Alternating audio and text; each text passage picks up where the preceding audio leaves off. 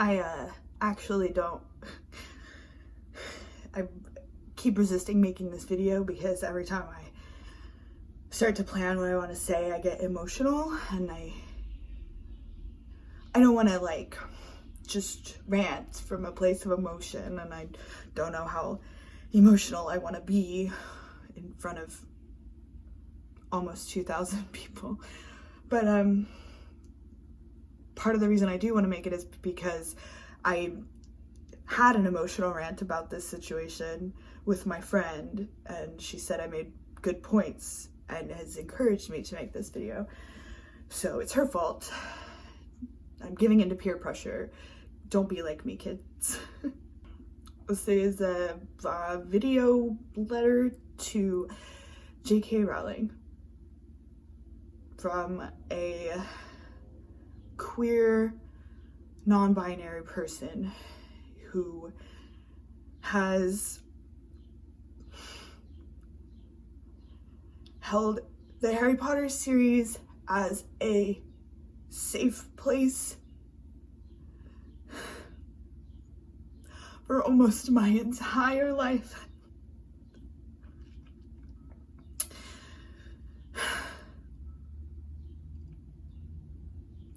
I know that she won't see this, but I hope that I can make some points that might be helpful to people who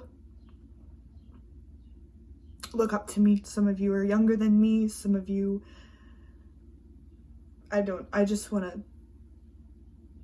do something with my feelings and my platform. So let's try it.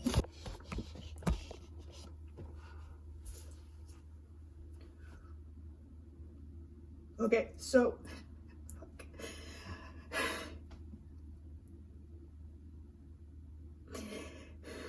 Harry Potter, Harry Potter is a story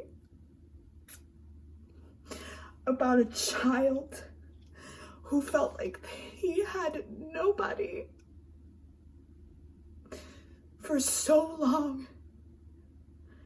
The people that he had were abusive and neglectful. He was literally abused and shamed for existing, for being who he was. He lived for years in a closet. And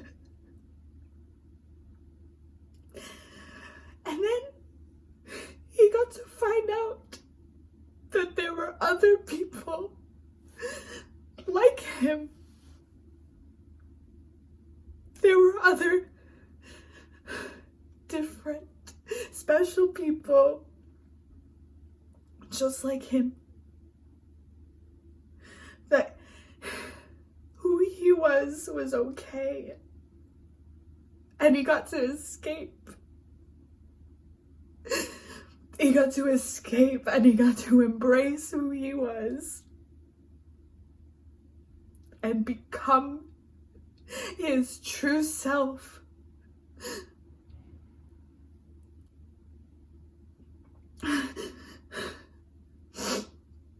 He wrote a story about a hidden subculture.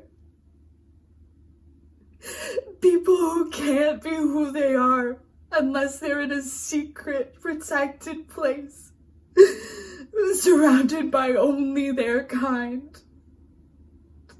And you have the audacity to say to your millions of fans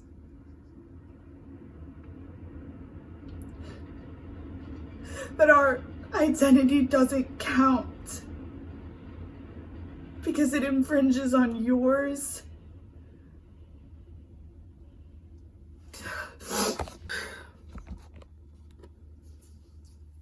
Queer people are rejected by their families and friends all the time. It's part of the trauma we carry our whole lives. I'm constantly judged and rejected because I look queer.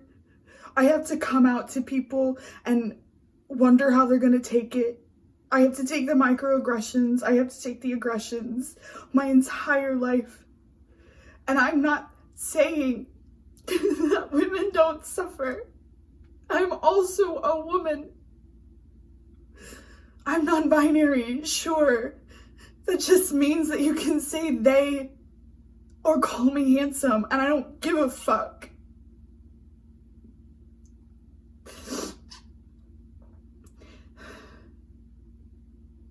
Expanding the definition of gender doesn't hurt women and girls. It only helps more of them. It only helps more people.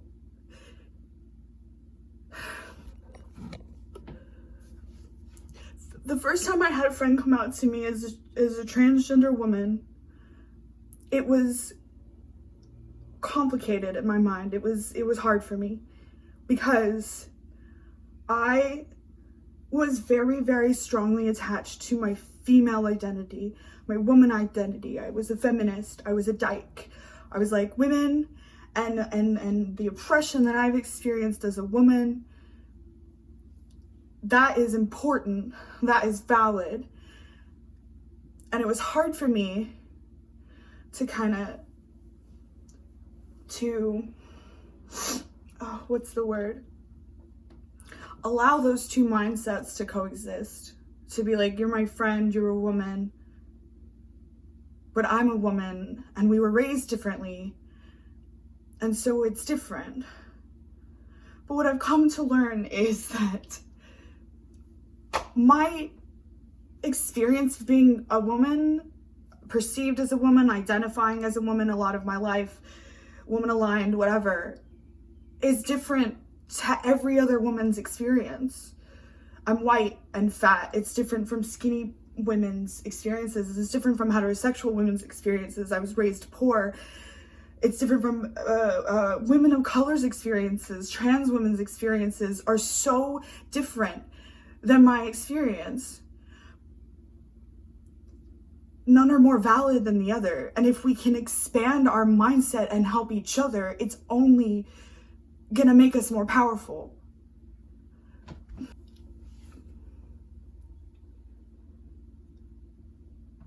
Transgender women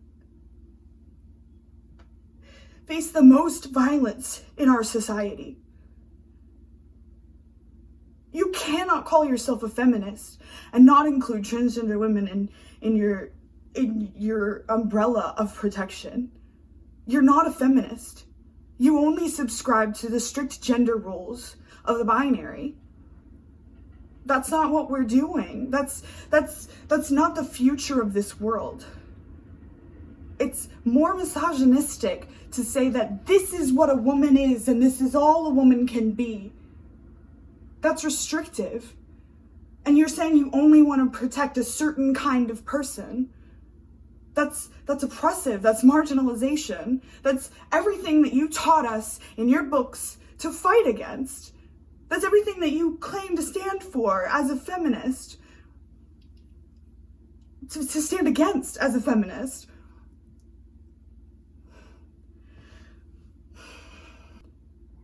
You come from this place of massive privilege. And you can't see it because of your own suffering. No one is trying to invalidate your suffering. As a woman, as someone who lost both their parents, as a victim of abuse and poverty. But you literally invalidated not only the suffering of millions of people, but the identities of millions of people. You don't need to do that in order to maintain your seat at the table. The goal should always be to expand the table's space, not to shove each other out. Add more tables, add more chairs, add more panels. It's not about what a woman is. You might as well be in heels and pearls without a right to vote. Like,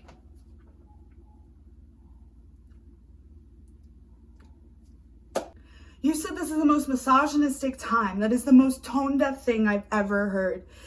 The most misogynistic time when it used to be legal for husbands to rape their wives. It is in some countries still, I believe. But now, because you're called a TERF, because you are one, because you literally don't believe that trans women are women and that non-binary people deserve your protection if they were born men. If they were assigned men at birth. Assigned male at birth. Sorry, I'm not great at this. My experience as a marginalized, oppressed person is valid, but it's a unique experience. And fighting for the rights and protections of other marginalized, oppressed people only serves to help me.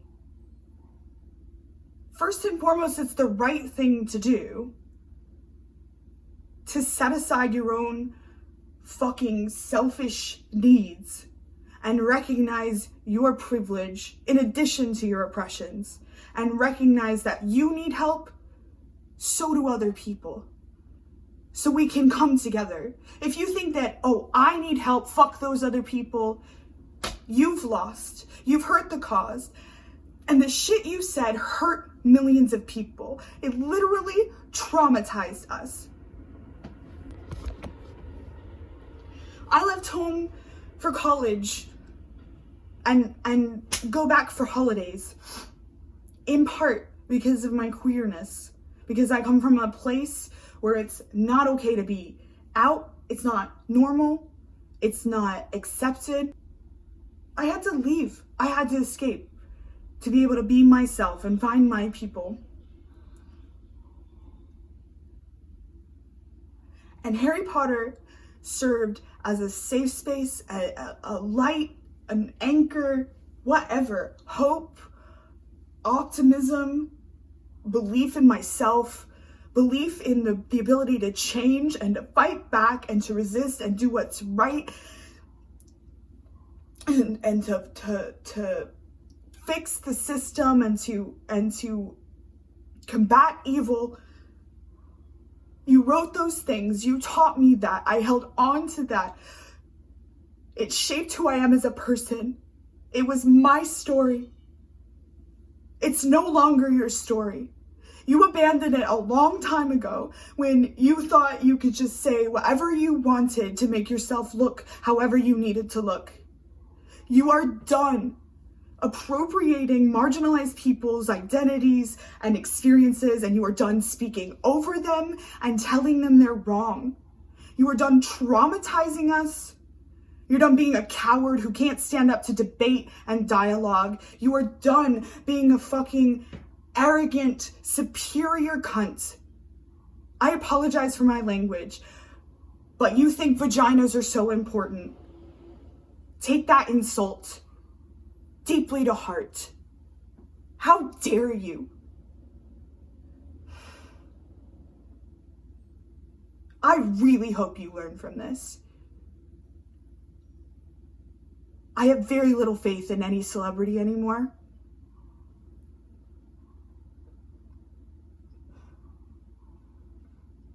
But the shit you've been doing is not it. It's not okay. Trans people are people. They deserve validation. They deserve protection. They deserve equal health care. They deserve equal protections at work. You want to protect women at work, you should want to protect trans people at work. We're all the same. It's funny that you're so vocal about women's rights with your white feminism, considering you changed your pen name to be more gender neutral so that people would think that you're a man, so you'd sell more books. You have a male protagonist, male best friend, lots of male main characters. Hermione is one of the most competent smart people in the book, saves their asses almost every time, but she's still relegated to like the bookish girl. And I know that that's based on your own like perceived experiences, your own experiences. I don't know how you can experience the judgment based on your gender. I don't know how you can see that systemic misogyny and think, let me impose it on other people.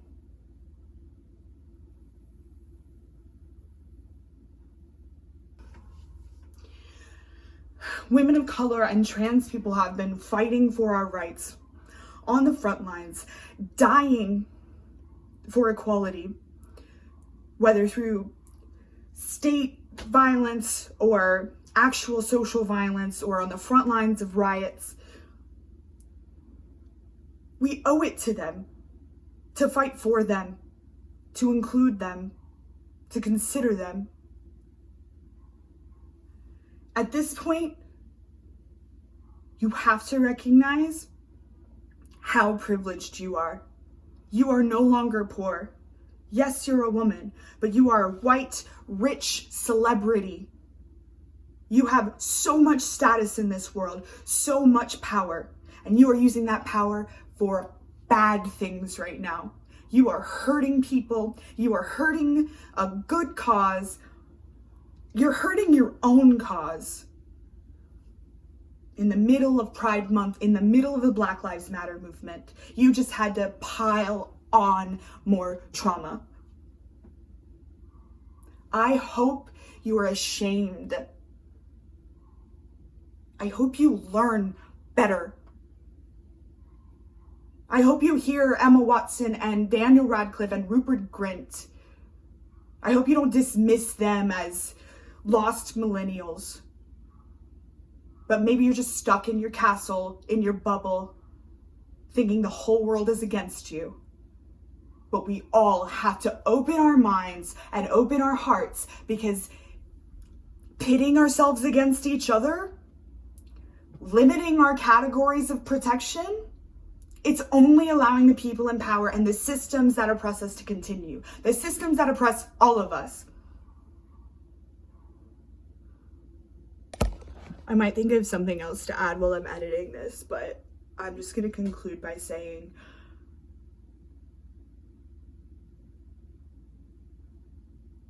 trans lives are valid. Trans lives matter. Black trans lives matter. Expanding the protections, expanding the definitions of gender and sex, and expanding the protections that we apply on the basis of gender and sex only serves to benefit you.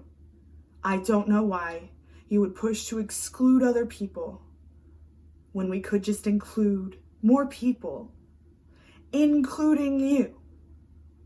No one is trying to take away your rights. We're literally just trying to help everybody get the same rights. You feel?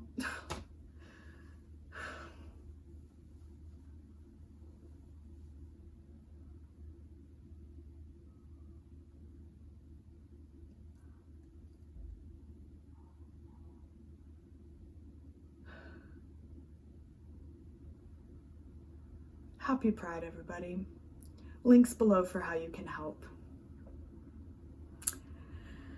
Oh, Lord.